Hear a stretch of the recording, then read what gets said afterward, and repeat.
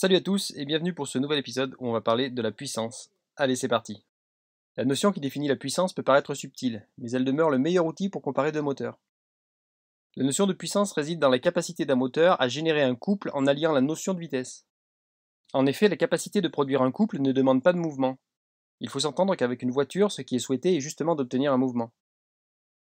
Lorsque vous serrez un boulon avec une clé, vous exercez un couple de serrage. Et lorsque vous atteignez le couple requis, vous maintenez le couple sans toutefois faire davantage de mouvement. La puissance procure la définition ultime pour définir la capacité à produire du mouvement. Pour un moteur, la puissance est directement en fonction du couple et de la vitesse de celui-ci. À couple égal, un moteur tournant à un régime 2 fois supérieur produira une puissance 2 fois supérieure. La puissance s'exprime communément en chevaux, mais aussi en watts. Donc les chevaux en français correspondent au fameux HP en langue anglo-saxonne, le horsepower. Il existe donc le horsepower en mode impérial et le horsepower en mode métrique.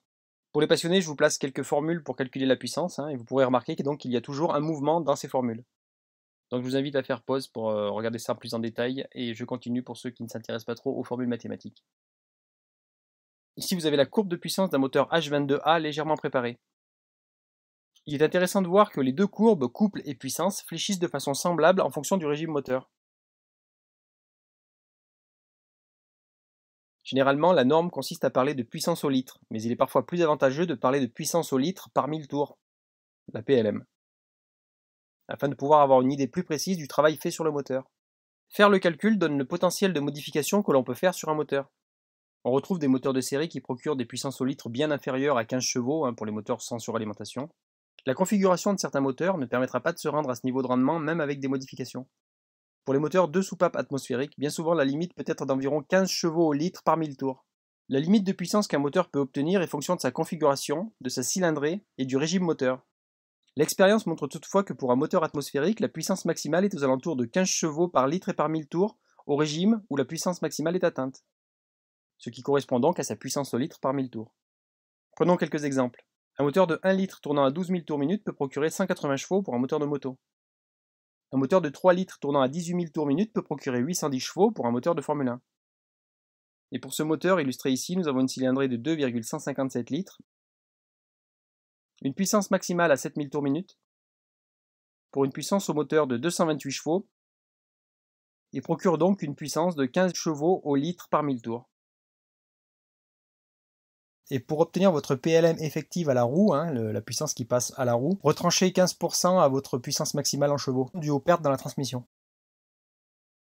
Ici, vous pouvez voir les trois courbes de puissance par litre et par 1000 tours, donc la fameuse PLM pour ces trois moteurs.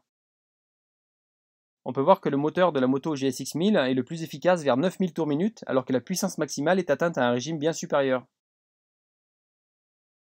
La courbe du moteur Honda H22A est très constante. Dans ce dernier cas, lorsque l'on interprète la courbe, il est fort probable que des modifications pourraient être faites afin d'augmenter la puissance à des régimes intermédiaires. Le cas du moteur Rover V8 4 litres 6 ici est bien différent. La PLM est maximale à un régime assez bas, puis tombe littéralement en chute libre à mesure que le régime augmente.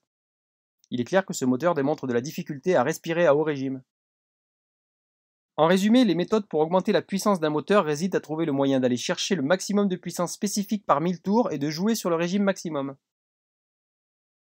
Les systèmes d'admission forcée tels que les turbos et les compresseurs volumétriques tentent essentiellement de pousser le PLM de 15 chevaux au litre par 1000 tours plus loin. L'admission forcée augmente artificiellement la cylindrée d'un moteur. Un moteur de 2 litres de cylindrée fonctionnant avec une pression de turbo de 1 bar, ce qui correspond à une pression atmosphérique, aura donc la possibilité de remplir le moteur en air frais d'un volume de 1 bar naturellement, puis de 1 bar par la pression du turbo. De ce fait, le moteur se rapprochera d'un moteur de 4 litres. De nos jours, certains moteurs arrivent déjà à des puissances spécifiques par 1000 tours très élevées d'usine, comme le moteur de la Lotus Elise à 190 chevaux pour un moteur de 1 litre 8, et à un régime de 7750 tours minute. On peut donc voir que le PLM est de 13,6 chevaux par litre et par 1000 tours. Cela indique que le moteur est déjà près de la limite de puissance. En travaillant le moteur pour sortir son plein potentiel, on peut envisager un gain somme toute assez marginal qui correspond donc à 1,4 multiplié par 7,75 multiplié par 1,8, soit à peu près 20 chevaux. Avec ce moteur, si vous espérez avoir un gain de 50 chevaux, il est clair que les seules possibilités seront de faire tourner le moteur beaucoup plus vite, ou d'installer un système d'admission forcée. En général, il est plus difficile d'augmenter le régime maximal d'un moteur que d'installer un système d'admission forcée. Ceci explique d'ailleurs pourquoi les systèmes d'admission forcée sont si populaires. Augmenter le régime moteur devient rapidement une course contre le poids des pièces mobiles et aussi une course à la réduction de la friction. Ici, vous pouvez voir les variations de l'accélération en fonction de la vitesse et de la puissance.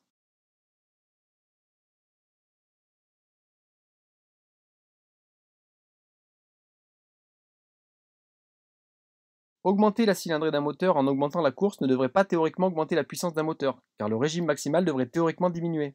On avait déjà parlé de ceci sur la préparation des moteurs de temps, donc je vous invite à regarder les vidéos notamment du Villebrequin et de la Bielle, qui en parlent déjà et ça fait un petit complément avec cette vidéo-là.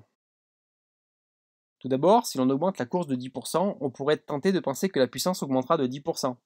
La réalité est entre la théorie qui veut que la puissance n'augmente pas et l'autre approche optimiste qui laisse entendre que la puissance est directement liée à la cylindrée. Avec une course plus longue, le moteur aura donc plus de friction au régime maximal, mais l'avantage de cylindrée demeure. Le gain sera fonction du moteur et de son comportement d'origine. D'autre part, ce n'est pas parce qu'un moteur aura une course courte qu'il sera en mesure de tourner rapidement. Prenons un exemple, le moteur de la Trion GT6. Le moteur de la Trion GT6 est un moteur de 2 litres, ayant tout de même 6 cylindres. La course de ce moteur est relativement courte, 76 mm. On pourrait penser qu'il est possible de le faire tourner à fond.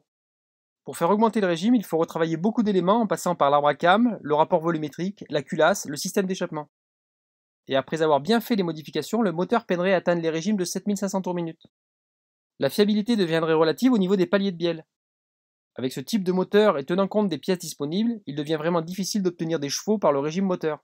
De ce fait, la meilleure décision est d'allonger la course du moteur à 95 mm.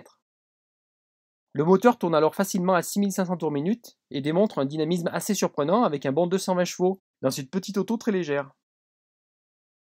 Lorsque l'on augmente la puissance par exemple de 20%, on pourrait s'attendre à une accélération plus rapide de 20%. Dans les faits, on n'aura pas autant de gains au départ car il y a de l'inertie au niveau du moteur, mais l'amélioration sera notable. Mais à haute vitesse, l'augmentation devient encore plus notable à cause de la puissance qui est consommée pour vaincre la résistance aérodynamique. Ainsi, si la voiture demande à avoir 100 chevaux pour rouler à la vitesse de 160 km/h et que la voiture a 100 chevaux, il n'en reste plus pour accélérer. Le fait d'augmenter la puissance de 20 chevaux change complètement la donne en laissant maintenant 20 chevaux pour accélérer. Lorsque l'on augmente la puissance, c'est à haute vitesse que la différence devient plus notable. Ces tableaux vous montrent l'effet de l'ajout de 50 chevaux sur un moteur qui en possède 275 aux roues, soit 18% en tenant compte de la résistance aérodynamique. On remarque qu'à 200 km/h, le gain passe de 18 à 35%. Cela explique pourquoi les voitures très puissantes atteignent des vitesses maximales très élevées, même si leur rapport poids-puissance n'est pas forcément très favorable. Et n'oubliez jamais que dans le monde des moteurs préparés, il est beaucoup plus simple d'obtenir un moteur puissant qu'un moteur fiable. L'investissement mis dans la puissance d'un moteur peut devenir très éphémère. Évidemment, la définition d'un moteur fiable est sujette à interprétation. Vous pouvez retrouver avec un moteur 1,8 litre qui sort 320 chevaux et qui a une durée de vie de 8 heures à plein régime. Sur route, le moteur n'aurait pas eu de problème, il aurait eu une très longue période de fonctionnement. Sur piste d'accélération, le moteur aurait pu fonctionner des années. Par contre, sur circuit routier et en usage compétition, la durée de vie de ce moteur était de 8 heures.